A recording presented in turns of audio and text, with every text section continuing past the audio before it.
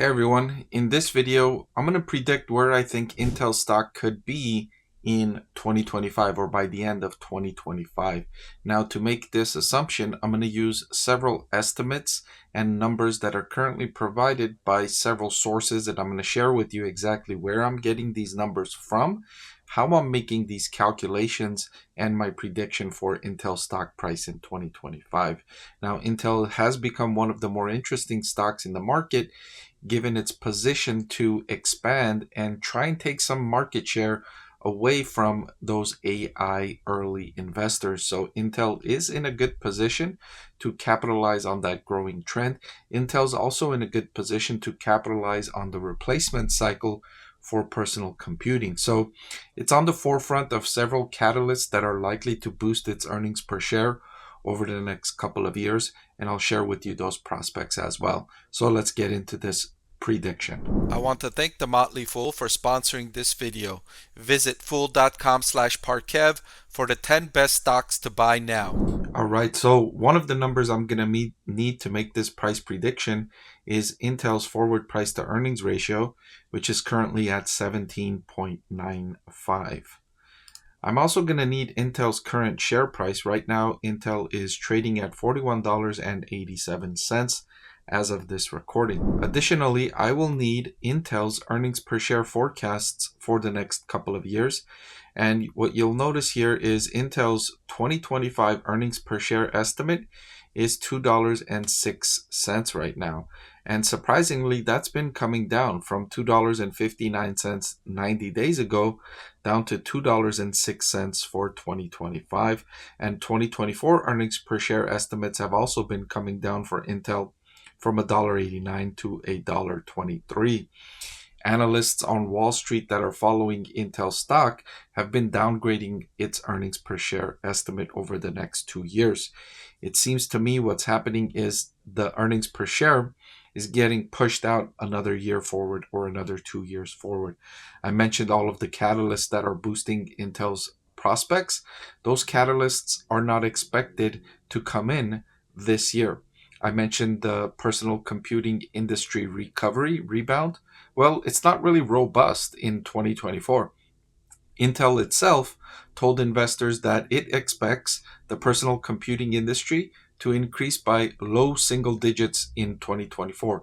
That means between 1% to 3%. Intel was a bit conservative.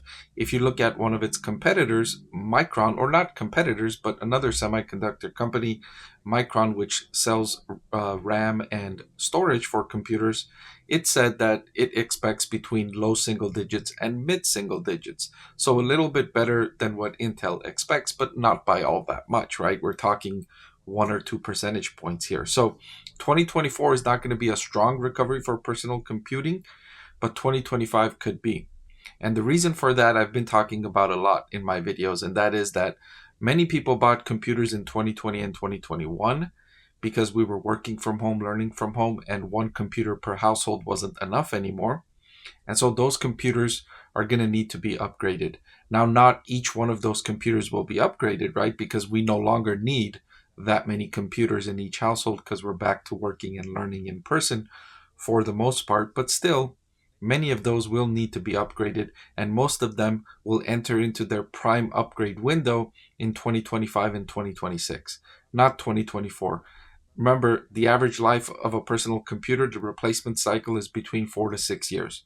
So in 2024, we're approaching 4 years for those computers that were bought in 2020, right? So the early part of the early upgrade cycle. Next year, it'll be 5 years, so the midpoint of those computers that were purchased in 2020. And then in 2026, it'll be the prime year. That's the year that I think the personal computing industry is going to experience the peak level of growth for this cycle in 2026, because that's when is the prime upgrade window for all the computers that were purchased in 2020 and 2021. So it looks like that's what is forecast here. If you look at Intel's next 5-year earnings per share growth rate expectations, it's 39.59%, 67% for next year alone, and then 39.59% for the 5 years forward. So While this year may not be robust growth for Intel, the prospects for the next 5 year are very robust. So let's incorporate these into the price prediction for Intel stock. So I showed you I got the earnings per share 2025 estimate at $2.06. Let me go back to that. $2.06. This is where I got that from, where analysts that follow Intel stock, this is their prediction for Intel's earnings per share in 2025. So that's the 2025 number I have here. The 39% growth rate I also got from Yahoo Finance, and that was this number down here, the next 5-year estimate per year earnings per share growth rate. So when I apply that 39% growth rate to the $2.06 earnings per share for 2025, I get a 2026 earnings per share estimate of $2.86. Now let me draw your attention to the price prediction model. $2.86 gets entered here as the earnings per share estimate for 2026. And when I multiply it by the current price to earnings multiple, which is the current multiple I got from Y charts, the forward PE 17.95, I get a stock price estimate for Intel for 2026 of $51.40, which is a solid increase from the $41.87 it's trading at right now. And given the risk level of Intel stock, I think that's an appropriate risk versus return for Intel stock investors. I do have Intel stock rated as a buy because of its favorable risk versus return profile. Now, if Intel's price to earnings were to fall to 16, then the stock price could rise to $45.81. That would be up $3 or $4.